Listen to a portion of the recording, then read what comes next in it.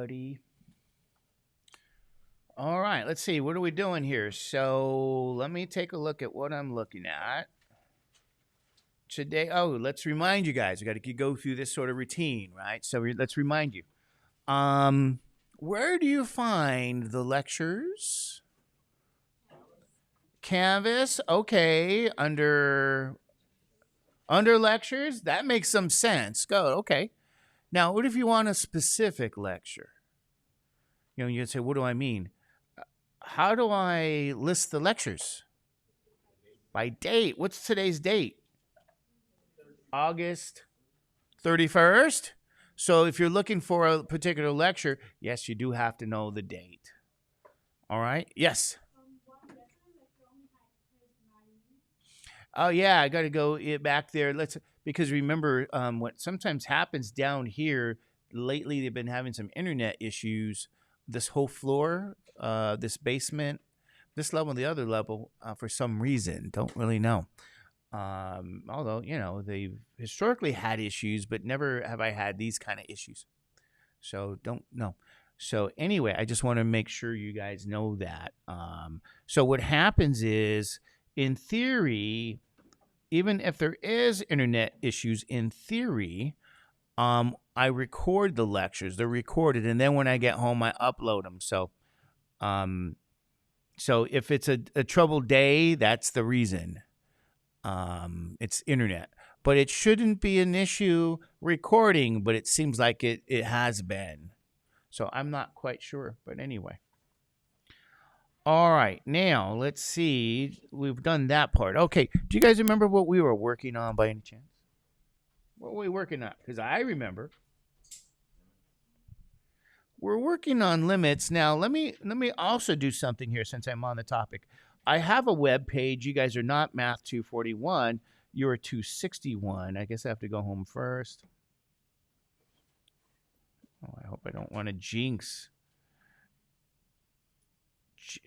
I didn't go to. I went home. Now, here under worksheets and videos for Math 261, what I did here is I put another, I don't know what you want to call it, worksheet, no, a handout notes called the General Approach to Limits.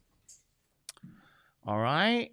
And I just want to kind of start to use a little bit of this to go into a little bit more detail about limits for us. And it'll download. So if you want a copy of that, it's there. But I already downloaded earlier what we'll be using. So I just wanted to make sure you guys were aware of what I'll be using and where to find it. And good morning, Adrian. Anyway, okay, yeah, we do have our audio. So now, remember we started to talk about what we call continuous functions? Remember we said that? And like I said, I like to try to get to it early because it might take 2 or 3 weeks for people to understand. It might take time. And if that's the case, well, good. We started early, right? But it's all related to this limit idea. But let me write down again the definition, right? And I wrote it down yesterday. So I'm going to give you what's called the definition. And I'm going to say, we say a function f is continuous at a value of x called a. It's continuous at a if the limit as x goes to a of the function equals the value of the function at a. Now, this is a definition. Being continuous at a location called a.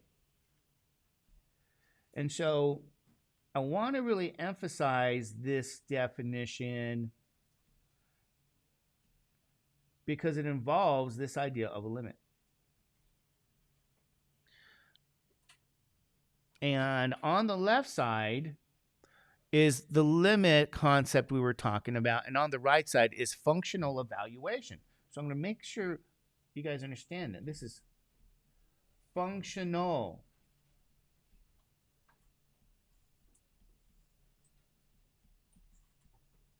evaluation.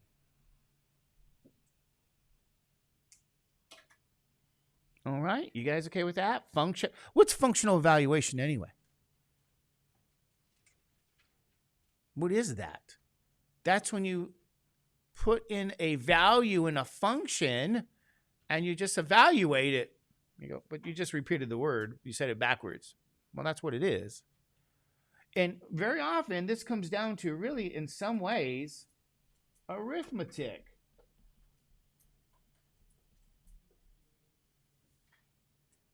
All right. So you're looking at, ladies and gentlemen, the formal definition. Now, this is continuous at a point.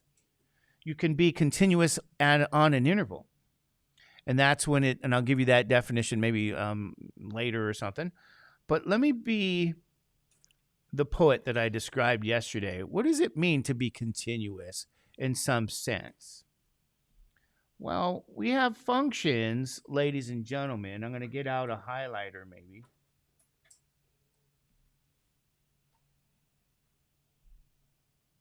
Do something like this. Do you guys know how we look at a curve? Maybe that's not good. It's too thick.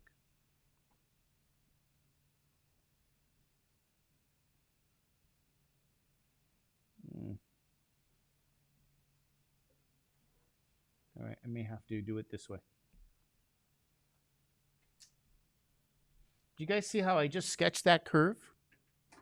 I sketched this curve without picking up my what? Pencil. I'm going to say that again. I sketched the curve without picking up my what? Pencil. Isn't that curve look beautiful? You're looking at a nice continuous curve when you can sketch the curve without picking up your pencil.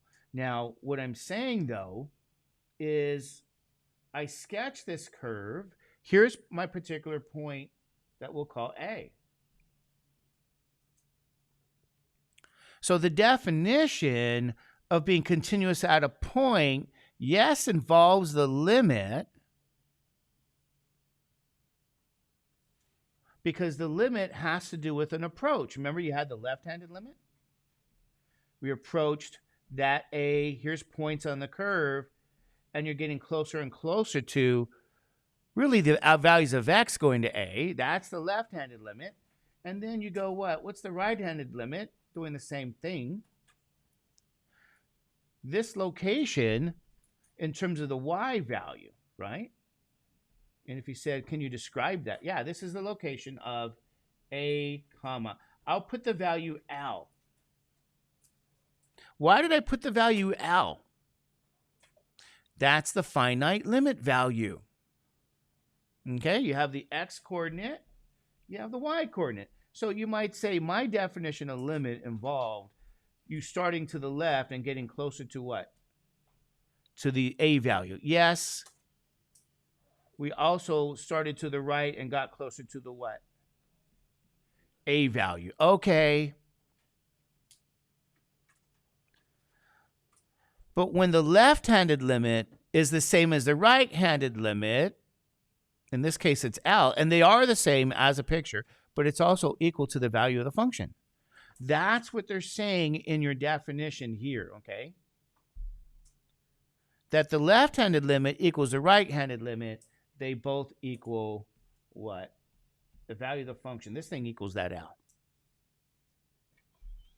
And that's essentially what it means to be continuous. And it's pretty deep, ladies and gentlemen, but this is the picture of both the limit idea and really the continuity idea, because you really put them together. All right. Now, this is the best case scenario.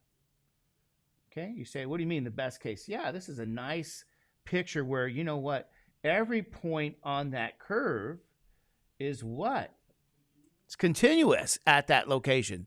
So your function is continuous for every point on this curve. That means it's continuous everywhere. continuous everywhere. Well, that means for all real numbers. Every a value, every real number a. And those a's are on the x-axis, okay?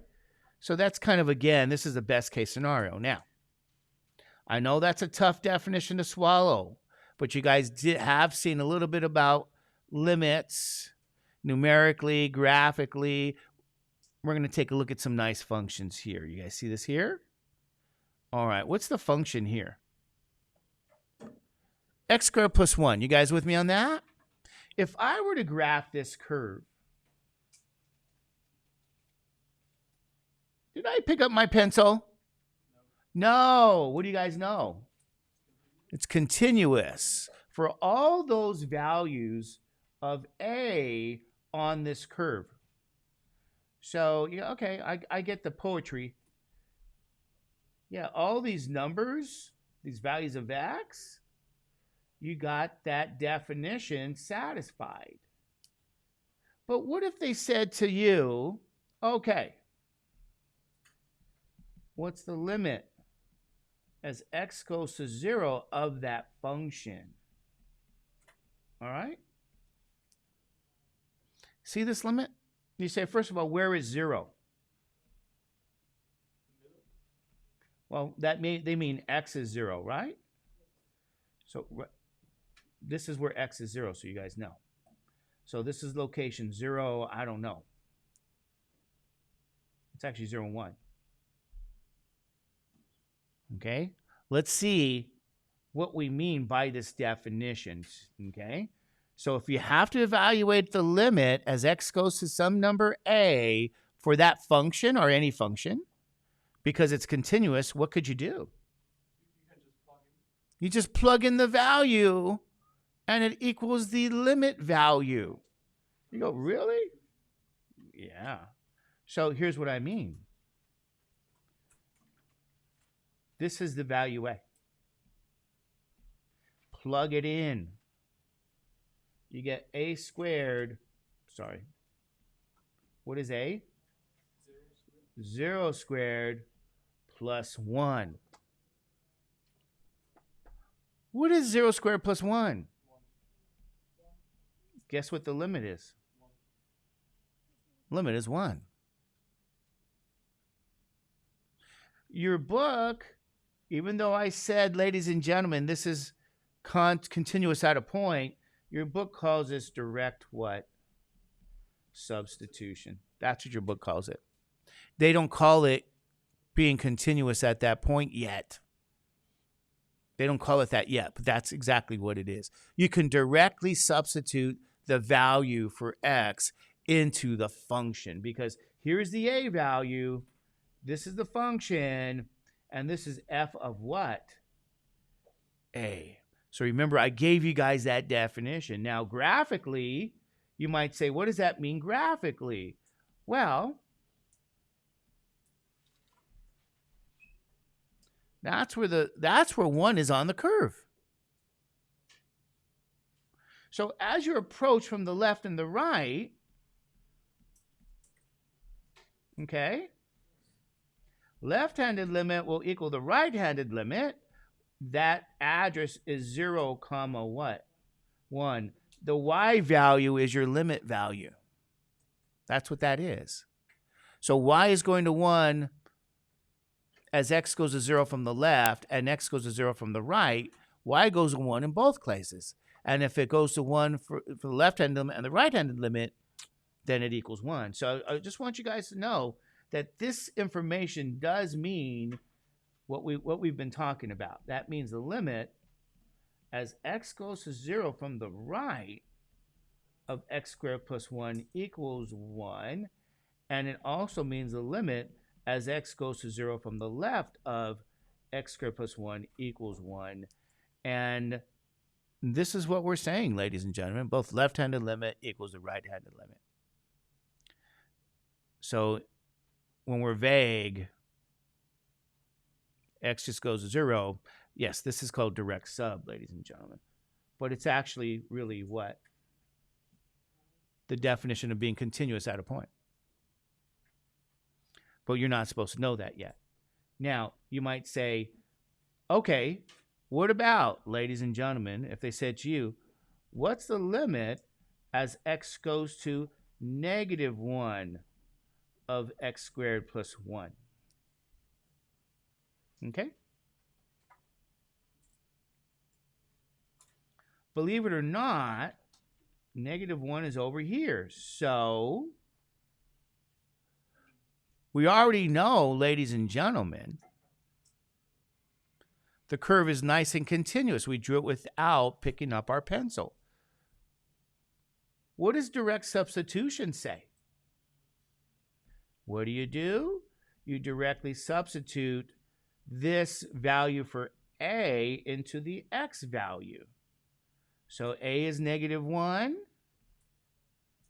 So we take -1 squared plus 1. What does that give you? 1 plus 1. You know what the limit is? 2. And that means left-handed limit equals the right-handed limit, which is also 2. Graphically, haven't we been looking at the graph? So as x goes to what now? -1 from the left. You start, it's really all these points. Okay? You're getting closer to this location. You do it from the right again. This is the picture. All these points. What's this address at? -1 comma what? 2. What do we say the answer was always again? It's this, the y value. That's the L. That's the limit. This is what they're looking for. And so, ladies and gentlemen, being nice and continuous allows you to directly substitute that value and get your limit answer. Isn't that nice? What do you guys think? Should we try another one? By direct sub. Isn't this just arithmetic? Limit x goes to 2 of what? X squared plus 1. What do we get by direct substitution? 2 squared plus 1. Is that true? What does this equal? 4 plus 1. And what does that equal? 5. This is my limit. So notice, ladies and gentlemen, this is also, by the way, simply looking at functional evaluation. This is, if I can get a pen, f of what? 2.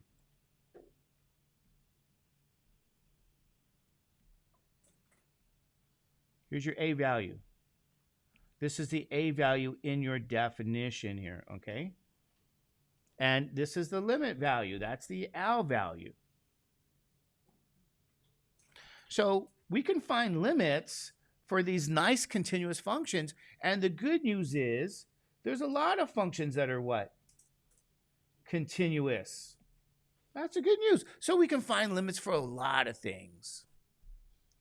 Take a look at the next example. You see this one?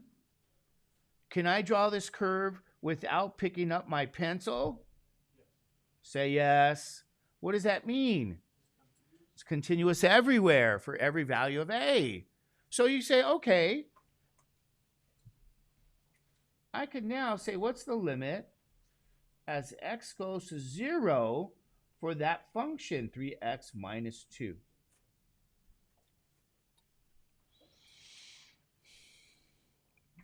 Right? You go, well, where's 0? Well, 0's down here.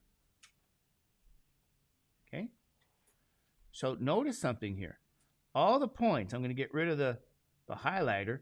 All the points to the left are going to approach a location. Is that true? So I put the arrow. What are they approaching? That address. What's that address? Graphically speaking, it happens when x is 0, y is 3. Okay. So you know what the limit's gonna? Uh-oh. Hold on. Hold on. I think I know what I did. Typo. It's 2x plus 3. Typo. That's what I did. I changed it.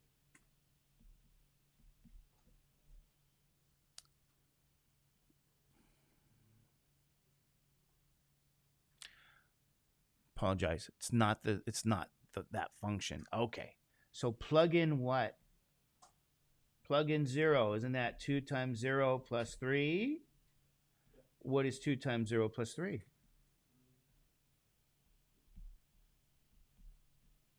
Isn't that 0 plus 3? What does 0 plus 3 equal? Ladies and gentlemen, there it is. That's my point. It's a different function. I apologize. I think I changed it last night. See, I wrote this stuff last night, and it was hot, and I was hungry, and I had a headache. Anyway, whatever. And note to self, fix it. Fix it when you get home. Okay. So here's your limit, ladies and gentlemen. But is that consistent with the graphical approach? That's the point. Now, you might say, okay, this is kind of fun. And I'll say it is. What about this curve? Can you sketch that curve without picking up your pencil? Okay, so if I asked you, let's find the limit now. As x goes to, okay, let's say x goes to maybe positive 1 of that function, 2x cubed minus 4. Because this is nice and continuous. Here's the a value. I can plug in my what? I can do direct substitution. 2 times 1 cubed minus 4. So here's the a value.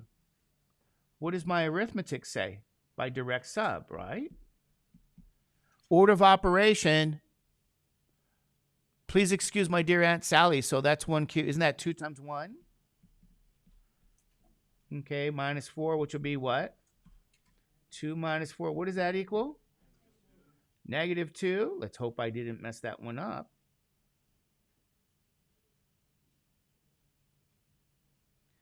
This is the what? The limit. That's the L value. So where's the location? So if x goes to 1,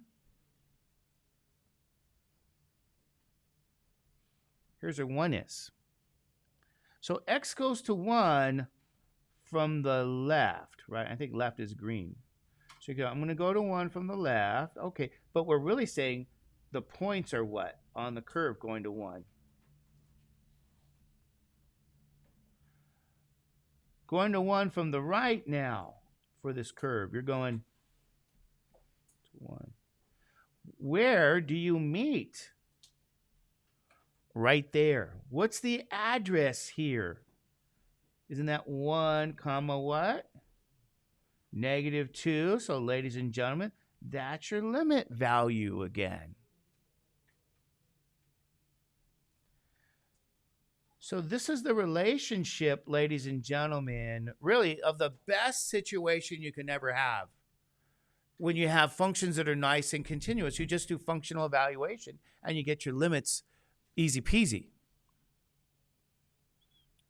You said, oh, okay. So that's what that definition yesterday meant. You could even do it for what? What do you say? What about this curve? Is that curve continuous? Yeah, and it's really, and now I'm going to say it's continuous wherever it's defined. You say, what do you mean? This is continuous for all real numbers. That's what I mean by everywhere. Okay? What kind of function is this anyway? Do you guys remember? If I said to you, that's a function, what kind of function is that? It's a polynomial. What's so wonderful about polynomials? You guys remember Math 260? Polynomial curves, what's a function? What's so nice about them? They're nice. Well, they look like rolling hills. No, yeah, roller coaster or rolling hills, yeah. You say that doesn't look like a roller coaster. It looks like an insane roller coaster, but it is. It's a polynomial.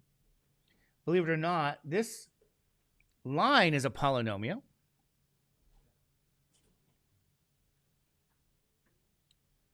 This quadratic is a polynomial. Rolling hills, a roller coaster. They're nice and smooth and pretty. But this is a square root function. Polynomial functions are continuous for all real numbers. That's why I brought it up. Square root functions are only continuous where they're defined. You say, why? Well, if I sketch this curve, did I pick up my pencil? So it's continuous, not everywhere, meaning all real numbers, because the function is not defined for a lot of numbers. It's not defined at 0. It's not defined at 2. This function is only defined. Do you guys know where it's defined? For x greater than or equal to 3.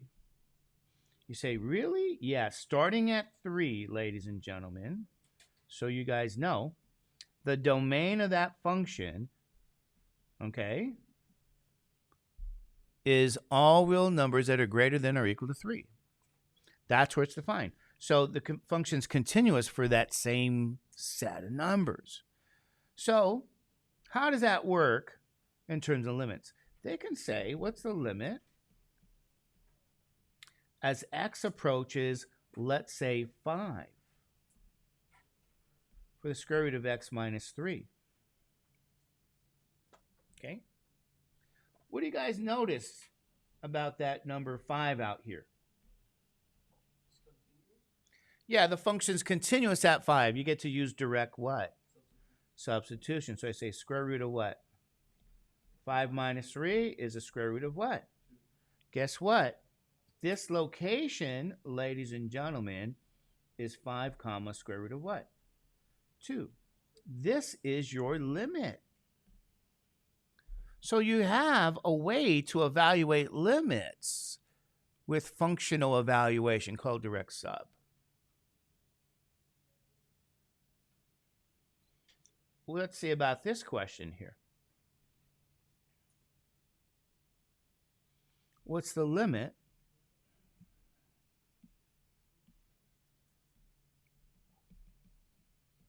as x goes to 7 for this function? Well, at 7, what do you guys know? Function's nice and continuous. The function is continuous at that point.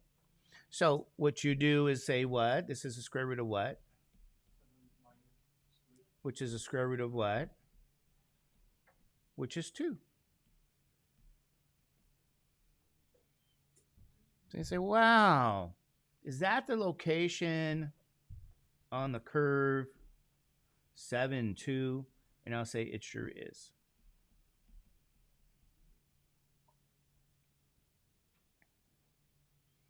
Okay, you guys okay with that? So that's kind of nice. And then, you know, I did some others, but I said, okay, oh, sine, oh, look at this. This is my favorite. Oh, yes. Can you draw a sine curve without picking up your pencil? Yeah. Like, wow, what do I mean by that? In fact, this is continuous everywhere. Is that right? All real numbers for x. So since it's nice and continuous, I'm going to say let's try and find the limit as x goes to 0 for sine.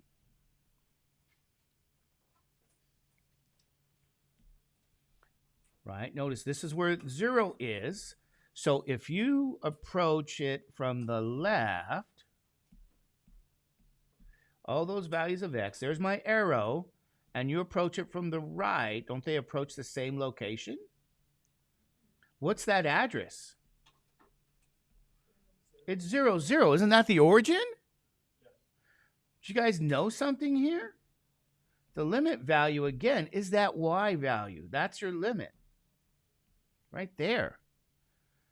is it true that by direct substitution, isn't it true sine of 0 equals 0? Say what? Yes. Is sine 0 0? Yes, it is. Nope, it's not 0. It is. Okay, now you might say, how do I know that? Well, in a trig class, you talk about circular functions. Right. Well, there's no 0-degree angle. Well, it goes back to circular functions. I actually have that. I actually have that information on my website, but not for calculus. I have it for trig. I don't believe you. Well, it's funny. I ran into the student this morning. Right, the student. She was here 16 years ago. She goes, "You were doing this stuff back then." It's like, yeah, I was. Look at that. Trigonometry. So we got some resources for trig. And this is what I'm saying. It comes from this topic right here called circular functions. Okay? The unit circle. You guys remember all that stuff? I even have a long lecture on it. So if you're a student and you go, oh my God, Mr. Judge, I need some help here. I need some resources. Where do I find it? Well, you got some videos on those topics. Take a look for yourself. And you can start to see that, yes, sine of 0 will be 0 based on some of that information, okay? So, ladies and gentlemen, there you go. That's why when students say, do I really need to take a trig class to take calculus? What did I say to the nice lady yesterday? Why? I said, only if you like yourself. I mean, could you now go back and learn about circular functions, sine of 0 is 0, and blah, blah, blah? In theory, you can. In theory. In practice. And I think the other question was, do you need to take pre-calculus to take calculus? I said, it helps. Say, can I learn it at the same time? You go, well, in theory, I don't have, I have resources on intermediate algebra and some college algebra.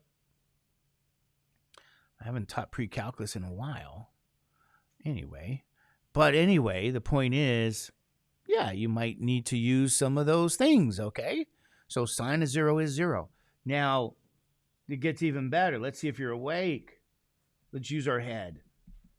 He said, Mr. Judge, what if they said, what's the limit as x goes to pi over 2? From the right, you go, you just kicked this up on me. Pi over 2 from the right for sine? Well, let's think about the logic, okay? Because that's important. Let's go back. Do you guys know where pi over 2 is? What's the value of pi over 2, by the way? Well, pi is a radian measure. It could measure, pi actually measures 180 in some ways, but radians, it's about pi is 3.14156 divided by 2. Isn't that 1.5 something? So here's 1. Here's about 1 point. This is where pi over 2 is, ladies and gentlemen. And in fact, when I teach trig, let's go back. Oh, you guys are going to, I even have graphing trig functions, graphing sines, video, all these. Look at that, a video. What do I have graphing? You know what kind of questions I ask those students? Let's see if it loads.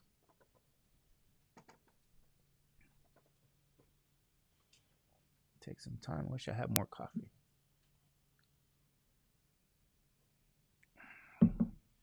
Oh my God. You're graphing these. You know what I asked them? You see what I'm saying? You see the maximum value? Minimum value for all these curves? I ask them all these questions. And you know what? I think I have video solutions. Yeah, I have some solutions there too. Well, I got to think about this. Somewhere, I didn't have video solutions. I had regular solutions. Anyway, you have a video. Now, you might say, why would you do those kind of things? Why was I busy doing that in my trig class, graphing that stuff? Do you guys know why? Because those students typically take calculus, and I knew ahead of time. At pi over 2, your sine curve has a maximum value. Do you guys know that? What is the maximum value? That's 1. So I already knew, I know what they see in calculus. They'll see a limit, some limits at pi over 2. That's the maximum, that's the value of x where sine is maximum. So how that works is you go, okay, can I just do direct sub? Yes. Why can you do direct sub? Because the function's continuous. Left-handed limit equals right-handed limit, which is the same as the limit in general. That's the logic. So that location, ladies and gentlemen, as a point is what? Pi over 2 comma what? 1. What is this? That's the what? The L value. X is pi over 2. Y is 1. Ladies and gentlemen, oh my God, you are able to simply say the limit is what? 1. Do you guys see my point? It just goes back to graphing.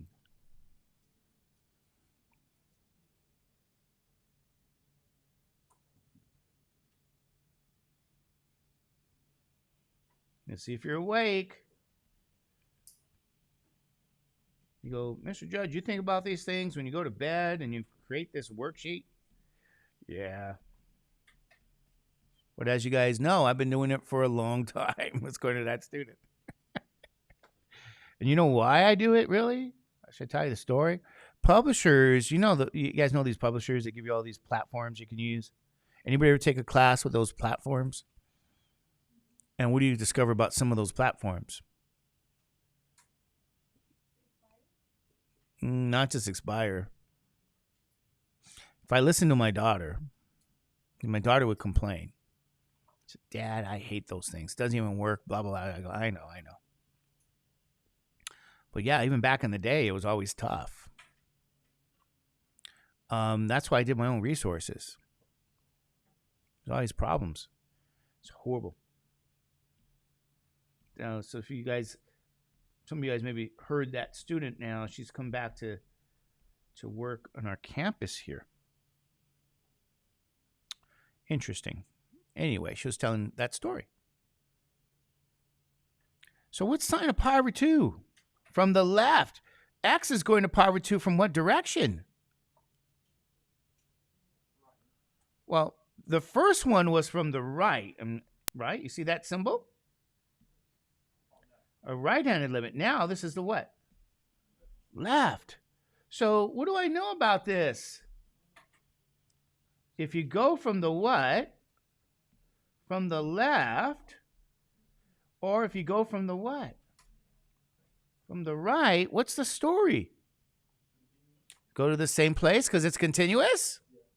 See how we did the graphical approach? You guys see how we're looking at that? Remember, back in the day, ladies and gentlemen, we didn't do numerical. We had to go back to the sine curve and go, oh, yeah. Okay. Easy peasy? All right.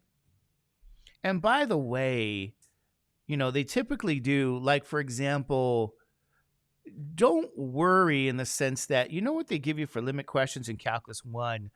They're not going to say, they're going to give you angles in radian measure, because it has to be radian measure, that you know. Or I should say you should know. Like, what is sine of pi over 2? What is sine of pi? You guys see? What is sine of negative pi over 2? Yeah, well, technically all the points are on the unit circle, but you're not going to see pi over like 32. You're not going to see like 8 pi over 17. You guys know what I mean? They're not going to do that to you. You're not going to see like 46 pi over 19. You're going to see maybe what's pi over 4 even. And you go, I got to know what sine of pi over 4 is. Oh, go back to geometry. You don't even need the unit circle now. Pi over 4 is 45 degrees. Oh, let's do that. Oh, my God. It's dangerous to start to think.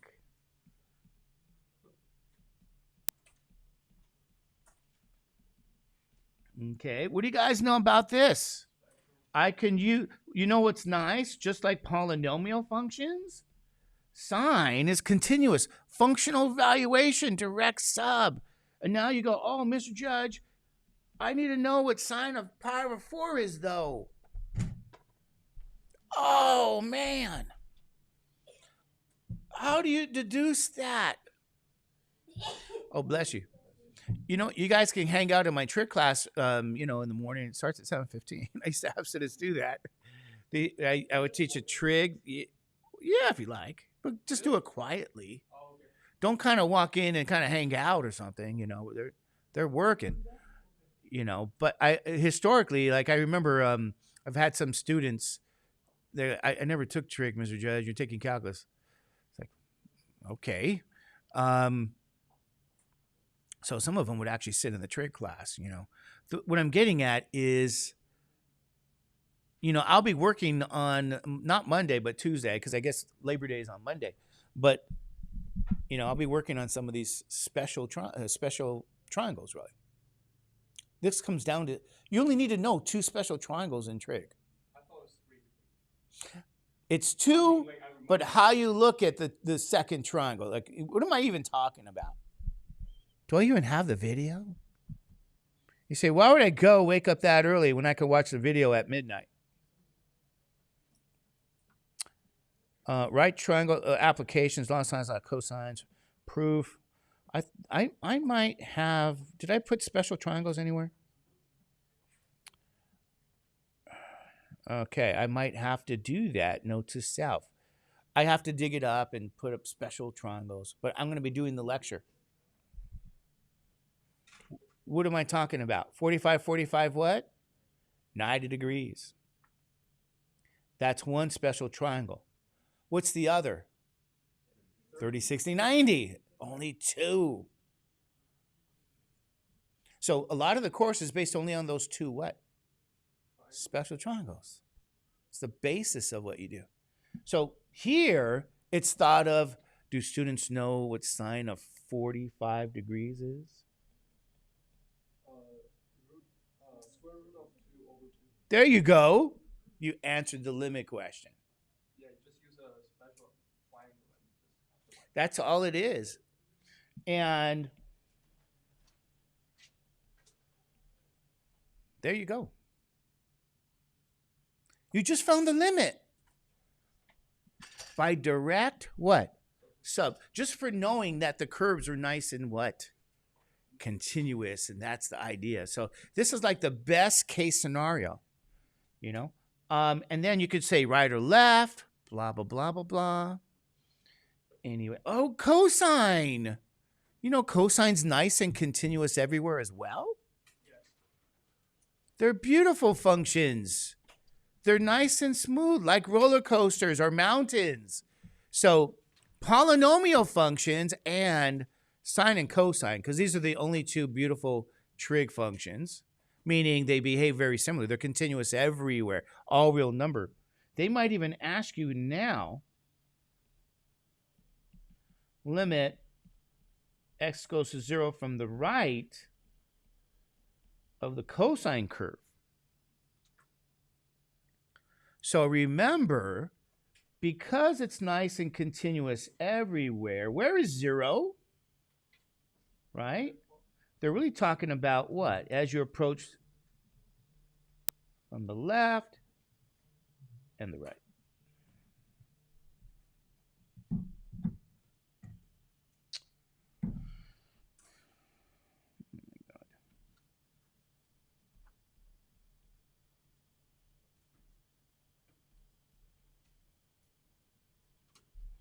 You guys see what I'm saying? I mean, this is what continuity, this is a picture of what continuity is. And this is part of why you learn about limits. Left-handed limit equals right-handed limit. So the limit values are the same. I want to go through the logic so that you guys understand what you say. I can just plug in, Mr. Judge, cosine is 0 for this? Yes. But what do you need to know? What does that cosine curve look like? Yeah, what's cosine of 0? Be careful. Be careful. Cosine of 0 is what? Yeah, cosine, you're at a maximum value at 0, aren't you? You're on the top of that hill. So this limit answer is what? 1. You're looking at part of why you got to graph cosine.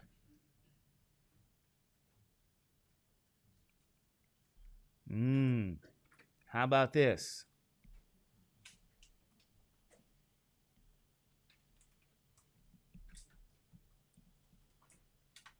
What's the limit as x goes to pi of cosine? Now, these are radian measures. Pi, what's the value of pi? You can say 180 degrees. Well, it is, but it's not a radian. What's the radian value? Pi. 3.14156. So somewhere pi, you guys know where it is? It's actually, here's my point. I can choose some of these because I know already, right? When I teach that course about graphing sines and cosines, I always ask a lot of questions. What's the maximum value? What's the minimum value? Where do you have the intercepts? Why do I do that? Because they're important attributes about the curve that are always used in math and science.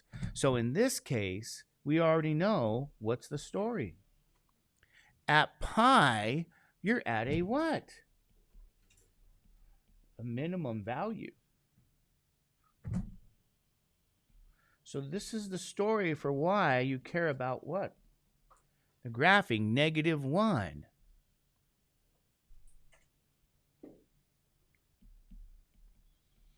Cosine pi is simply what? -1. Isn't that kind of nice?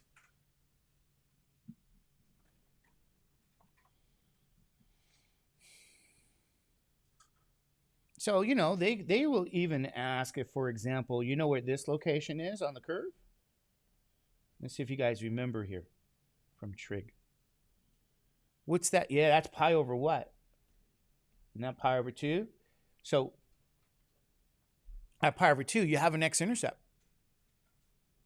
So the y value at pi over 2 is actually what? 0. That's going to be if I ask you a limit question, say, what's the limit now? Limit x goes to pi over 2. Now from the left of cosine, these are some amazing questions, ladies and gentlemen. Because it's nice and continuous, I can directly substitute the value for x, directly substitute. Functional evaluation. I just got to know what is cosine of pi over 2. And what do you guys know? 0. All because you know about the what? The curve. And ladies and gentlemen, you can't draw a special triangle for 90. That's a circular function argument. You got to go to this circle, the unit circle for 90 degrees. And you'll learn that in trig. And I have those videos there, you guys. One of the reasons why I recorded the videos and placed them up and did it that way wasn't just for a trig class. It was for calculus 1 and 2 and 3 students. Because trig is in calculus 1, 2, and 3. I have a question. Yeah. I think you can draw a triangle with this, but it's just kind of different. You can't actually. Yeah, If you say 45, 45, 90, you won't be able to find cosine 90 by the definitions. Because cosine is, again, what? Adjacent over hypotenuse. You got a problem there. Yeah. You got an issue. But Exactly. You can still kind of draw, but yeah. I personally, what I do is I look at the graph. Yeah, that's easy.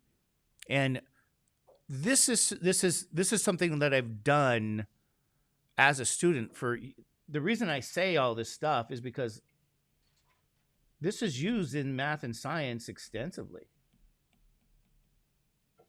So I got so used to having to draw that curve and having to deduce my answer. So I can go, okay, what is that? Oh, pi over 2, that's good, 0. Okay. Oh, it's 1. Oh, it's -1. And, they use these special locations all the time. Maximum value, minimum value, intercepts. So it could be done. And that's why I've done it. That's why I went back to do it, because that's how I deduce it. But when you teach people about where it comes from, you got to go to circular functions. There's no other way.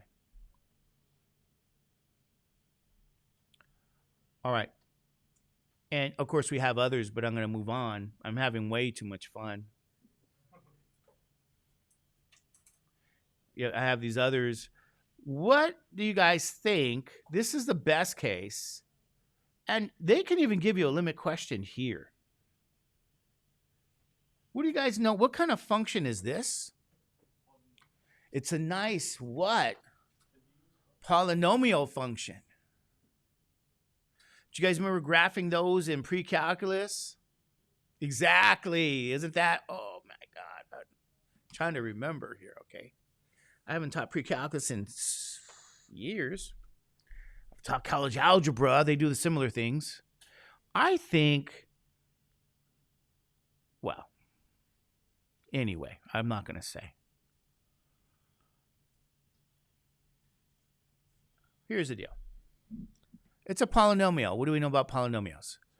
Continuous everywhere. What does that mean? I can sketch this curve without lifting up my pencil. And it's defined for all real numbers, so we can say it's continuous everywhere. Now, that's a good thing. You say, why is that a good thing? Because if they ask me limit questions, and darn, this is too long. I'm gonna do it this way. I'm gonna cheat. I'm just gonna put f of x, where this is the f. Or do you want me to write everything down? No. Maybe it's good to write it all down. What's that function? 2x to the 4th plus x cubed minus 4x squared minus 2x plus 7.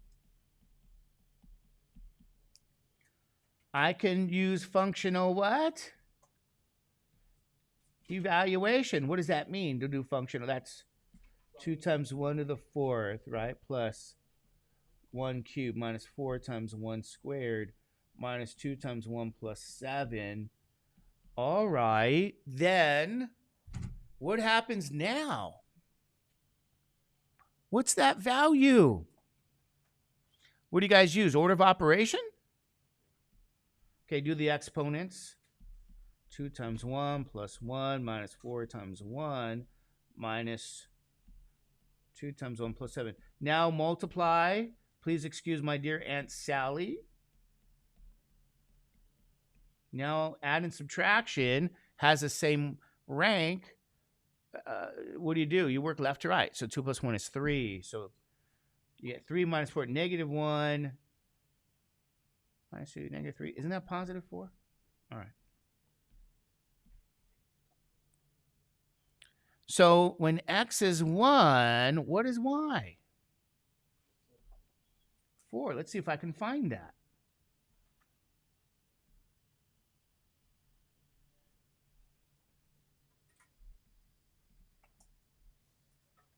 So again, here's when x is 1, y is 4.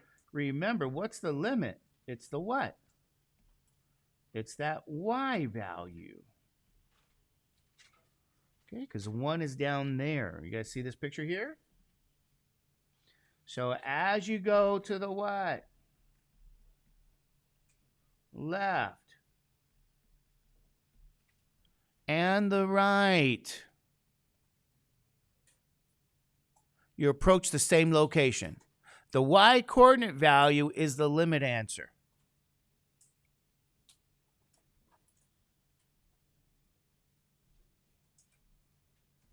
And of course, you say,